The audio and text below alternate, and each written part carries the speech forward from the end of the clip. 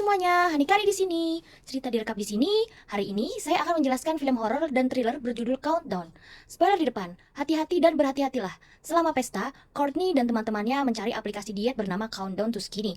Tapi sebaliknya, mereka menemukan aplikasi misterius bernama Countdown yang mengiklankan bagaimana ia tahu waktu pasti kematian seseorang hingga detik terakhir. Mereka semua mengunduh aplikasi. Berani, orang yang seharusnya mati lebih dulu untuk minum semua minuman keras yang tersisa di atas meja. Meskipun Courtney khawatir pada awalnya, dia segera menyerah dan mengetahui bahwa dia hanya memiliki 3 jam tersisa untuk hidup. Semua orang hanya menertawakannya, mengira itu lelucon, dan membuat Courtney minum. Pacar Courtney, Evan, datang dan membantunya dengan minuman, berpikir bahwa aplikasi itu konyol. Dalam perjalanan pulang, Evan bersikeras mengemudi meskipun semabuk. Dan dengan Courtney yang paranoid tentang aplikasi tersebut, dia memilih untuk berjalan pulang sebagai gantinya. Tapi Evan masih memutuskan untuk mengemudi. Berpikir Courtney tidak rasional, ketika Evan pergi dan meninggalkan Courtney di trotoar, dia mendapat pemberitahuan dari Countdown yang mengatakan perjanjian pengguna rusak. Dia juga melihat bahwa dia hanya memiliki beberapa menit lagi. Jadi dia segera bergegas pulang. Courtney mendapat segelas air, tetapi ketakutan oleh setiap suara kecil. Merasa takut saat dia memeriksa di sekitar kamar mandinya. Kemudian, tiba-tiba sebuah entitas misterius menariknya dari atas dengan hanya beberapa detik tersisa pada hitungan mundurnya. Dan dia jatuh dan memukul kepalanya di bak mandi. Sementara itu, Evan menabrakkan mobilnya dan melihat bahwa cabang pohon melewati kursi penumpang, tempat Courtney seharusnya berada. Setelah dirawat di rumah sakit, Evan akan dioperasi dalam 19 jam. Jadi Quinn, seorang perawat magang, menemukannya di bagian terlarang rumah sakit. Dia menyakitkan bahwa gugup itu normal sebelum operasi. Tetapi Evan mengatakan bukan itu. Dia kemudian menunjukkan kepadanya aplikasi Countdown, menunjukkan bahwa dia akan mati selama operasi. Maklum begitu, Quinn juga tidak percaya dengan aplikasi tersebut. Tetapi Evan bersikeras itu nyata, menceritakan kisah tentang apa yang terjadi pada Courtney. Ketika Quinn berhasil menenangkan Evan, mereka keluar dari sayap tertutup, di mana dia disambut oleh salah satu rekan kerjanya, perawat Amy. Dia memimpin Quinn ke lobi utama, di mana dia dikejutkan oleh rekan kerjanya yang lain dengan kue untuk merayakan kelulusannya dalam ujian residensi, menjadikannya secara resmi seorang perawat. Saat mereka makan kue, topik countdown muncul ketika salah satu perawat mengatakan bahwa Evan juga menunjukkan aplikasinya. Rasa ingin tahu menyebar ke seluruh staf, dan ketika mereka mengunduhnya, kebanyakan dari mereka mengetahui bahwa mereka akan mencapai tahun-tahun emas mereka. Dalam perjalanan pulang, Quinn akhirnya mengunduh aplikasi tersebut. Melihat bahwa dia hanya memiliki waktu kurang dari 3 hari untuk hidup, Quinn kembali ke rumah lamanya untuk menemukan akta kelahirannya, untuk dokumen rumah sakitnya dan mendengar gemerisik dari lemari. Jadi dia membukanya, hanya untuk melihat adik perempuannya, Jordan, menyelinap dengan seorang pria. Pria itu kemudian pergi dan Quinn mencoba untuk memberi kuliah kepada Jordan. Tetapi akhirnya berdebat dengannya tentang bagaimana dia tidak pernah mengunjungi mereka.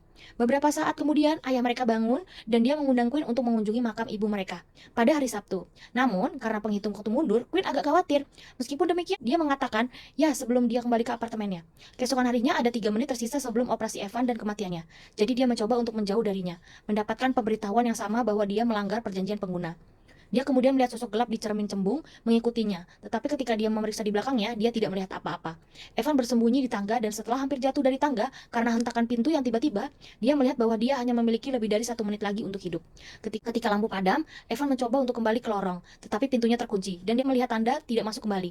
Beberapa detik kemudian, dia melihat Courtney versi jahat yang segera menyerangnya. Tepat pada waktunya dan hitungan mundur, Evan terlempar dari tangga dan meninggal. Berita itu sampai ke Quinn dan akhirnya dia mulai mendapatkan perasaan aneh tentang aplikasi tersebut. Dia memeriksa barang-barang lama Evan dan mengambil ponselnya, bahkan turun ke kamar mayat untuk membuka kunci pengenalan wajah, hanya untuk melihat bahwa hitungan mundur telah turun menjadi 0. Berpikir bahwa ada beberapa kebenaran dari aplikasi ini, Quinn mulai merasa gelisah dan membatalkan rencana mereka untuk mengunjungi makam ibunya. Sayangnya, hal ini membuatnya mendapatkan notifikasi tentang perjanjian pengguna yang dilanggar. Karena dia gelisah, Quinn terkejut ketika Dr. Sullivan menepuk pundaknya, memintanya untuk memperbaiki infus pasien. Namun, dia terus mengacau. Dr. Sullivan kemudian menghiburnya, tetapi dia mencoba untuk bergerak padanya. Dia mencoba untuk menepisnya, tetapi dia gigih dan mulai menyentuhnya. Jadi Quinn mendorongnya menjauh, membuatnya marah. Quinn segera menelpon Amy, tetapi Dr. Sullivan melihat apa yang dia coba lakukan dan memerintahkan Amy untuk melakukan sesuatu sehingga dia akan pergi. Sayangnya, meskipun Quinn bersikap itu penting, Amy mengabaikannya. Malam itu, Quinn meneliti lebih lanjut tentang Countdown dan melihat artikel berita tentang Courtney. Dia menemukan video seorang gadis berbicara tentang aplikasi, mengatakan bahwa dia mulai melihat hal-hal yang tidak nyata. Tak lama kemudian, video tersebut menunjukkan bahwa waktu gadis itu habis dan itu berakhir dengan kematiannya. Namun orang-orang di kolom komentar menganggap itu palsu. Ketika Quinn menutup laptop, dia melihat Evan yang tampak seperti iblis di depannya. Tapi itu hanya halusinasi. Dia kemudian melemparkan ponselnya ke lantai dan memecahkannya sebelum berbunyi. Di dalam mobilnya, keesokan harinya, Jordan membangunkan Queen yang sedang tidur, mengira dia diusir dari apartemennya. Jordan mengangkat telepon Queen yang retak, melihat pemberitahuan countdown. Karena penasaran, Jordan memeriksa aplikasinya, tetapi Queen mencegahnya mengunduhnya. Sebaliknya, dia mengirim saudara perempuannya pergi ke pengasuhnya, mengatakan bahwa ini bukan saat yang tepat baginya untuk tinggal di apartemennya saat ini. Tapi itu hanya membuat Jordan lebih membenci kakak perempuannya, mencoba melarikan diri dari nasibnya. Queen membeli ponsel baru tetapi panik ketika dia melihat bahwa Countdown telah mengunduh dirinya sendiri di perangkatnya. Manajer toko, Derek, memberitahunya hanya untuk menghapusnya, tetapi dia memiliki sedikit kehancuran.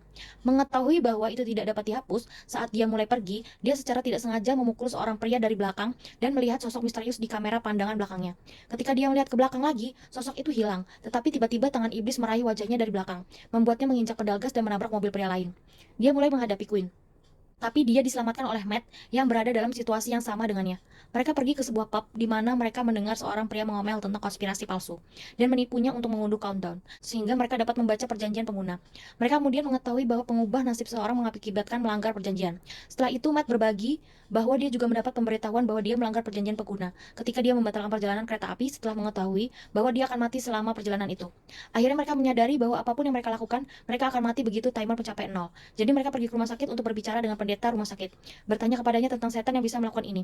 Tetapi pendeta itu tidak percaya pada setan yang sebenarnya dan merujuk mereka ke pendeta lain yang mungkin memiliki lebih banyak pengetahuan tentang topik tersebut. Sebelum mereka bisa pergi, Queen dibawa oleh Amy ke ruang konferensi dengan beberapa anggota staf rumah sakit bersama Dr. Sullivan. Ternyata dokter berbohong tentang apa yang terjadi dan mengatakan bahwa Queen adalah orang yang melecehkannya. Sayangnya, meskipun Queen mencoba untuk menghapus kesalahpahaman dan mengatakan bahwa Dr. Sullivan adalah orang yang menyudutkannya, mereka tidak mempercayainya dan malah menangguhkannya. Sementara itu, ketika Matt pergi ke kamar pria, seorang anak laki-laki mengetuk kiosnya. Kemudian dia mendengar anak itu menangis dan melihatnya melewati dinding bilik.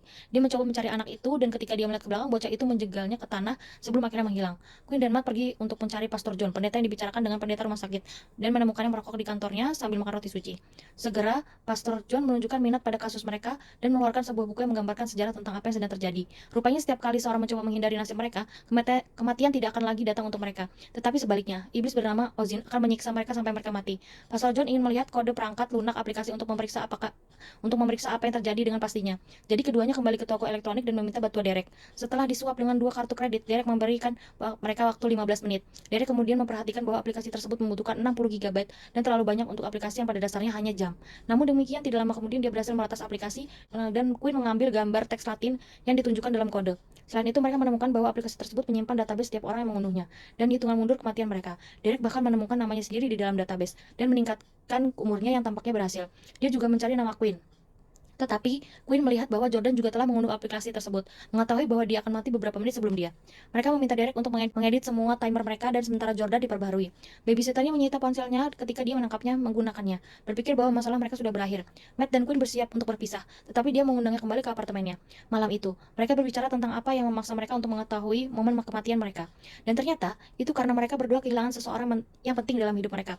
Bagi Matt, itu adalah adik laki-lakinya, dan bagi Queen, itu adalah ibunya. Queen terbangun di tengah malam dan merasa terhibur oleh hangat Matt di sekelilingnya. Namun dia mendengar dari di balik pintu, melihat bayangan bergerak di bawah celah. Jadi dia mencoba membangunkan Matt. Tapi Matt memasuki ruangan dan lengan di sekitar Queen tiba-tiba berubah menjadi milik Ozin. Dia mulai panik, jadi Matt bergegas untuk menenangkannya. Kemudian tiba-tiba mereka melihat timer mereka kembali seperti sebelumnya. Queen segera menelpon adik perempuannya. Jadi Jordan pergi ke kamar pengasuhnya untuk mengambil teleponnya. Saat Jordan kembali ke tempat tidur, dia melihat bahwa hitungan mundurnya juga kembali seperti dulu. Dia mulai mendengar suara mencurigakan dari luar kamarnya. Jadi dia mencoba memeriksanya tetapi tidak melihat siapapun. Anehnya, lampu sensor gerak di lorong mulai menyala dan mati sendiri. Jadi dia bersembunyi di bawah tempat tidur. Dia kemudian mendengar suara ibunya dan tempat tidur tiba-tiba terlempar ke seberang ruangan. Jordan juga melihat tubuh ibunya yang sudah meninggal muncul di sampingnya. Jadi dia melarikan diri, bertemu Queen di dekat pintu. Tanpa waktu untuk kalah, mereka bergegas kembali ke Pastor John yang menerjemahkan aksara Latin untuk mereka. Beberapa saat kemudian, mereka mengetahui bahwa aplikasi tersebut adalah kutukan yang dapat dipatahkan. Pastor John kemudian mengatakan bahwa setan adalah bapak kebohongan, dan jika Anda dapat membuktikan bahwa dia pembohong, Anda dapat mematahkan kutukan itu. Jadi dia lebih lanjut menjelaskan bahwa yang perlu mereka lakukan hanyalah membuktikan jam salah untuk mematahkan kutukan. Queen segera berpikir bahwa seorang harus mati sebelum mereka seharusnya. Dan meskipun Pastor John juga berpikir itu akan berhasil, dia menyarankan metode alternatif, menjaga seseorang tetap hidup dan mengalahkan waktu 1 detik. Pastor John memberitahu bahwa mereka dapat menggunakan ritual perlindungan, sehingga iblis tidak akan bisa sampai ke mereka, dan mereka pergi ke ruang bawah tanah untuk mengatur ritual perlindungan dari garam.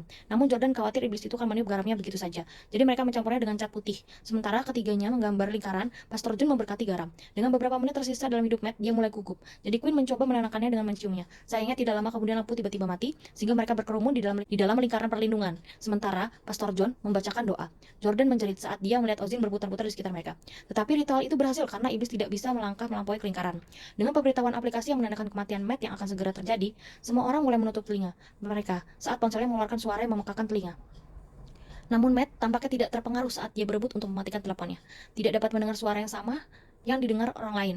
Matt terganggu ketika dia melihat mainan adik laki-lakinya dan ketika anak itu muncul di hadapannya. Halusinasi berhasil membawa Matt keluar dari lingkaran saat dia mencoba mengejar adik laki-lakinya.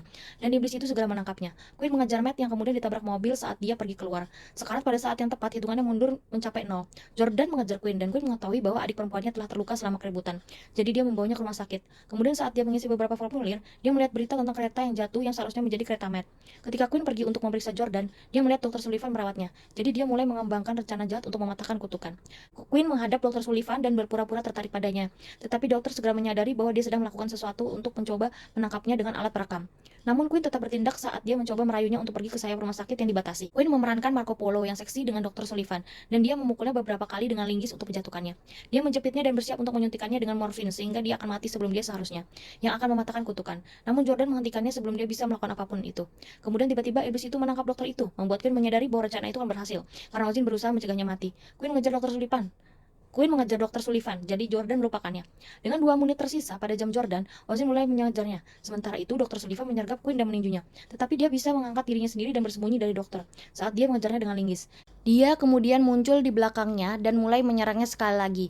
Berhasil menjatuhkannya, tetapi sebelum dia bisa mendekatinya dengan jarum suntik, dia terlempar ke belakang dan mematahkan pergelangan kakinya. Dokter melarikan diri sementara Queen menyusun rencana alternatif saat dia mencari Jordan.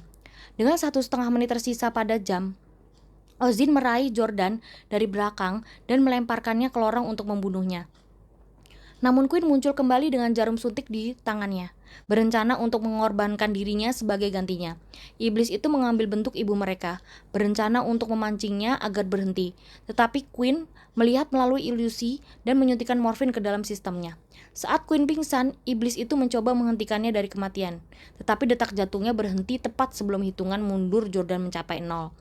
Queen berhasil mematahkan kutukan itu, sementara Ozin hancur menjadi debu dan Jordan segera berlari ke tubuh saudara perempuannya.